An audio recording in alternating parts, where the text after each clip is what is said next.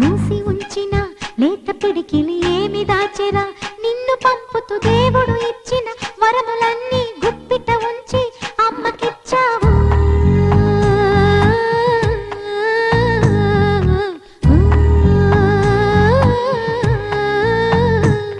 గోపాల బాలుడమ్మ నా చందమామ పదే పదే చూసుకున్న తనివి తీరదమ్మ రారా కన్నా కడుపారా కన్నా నా చిటికెలు వింటూ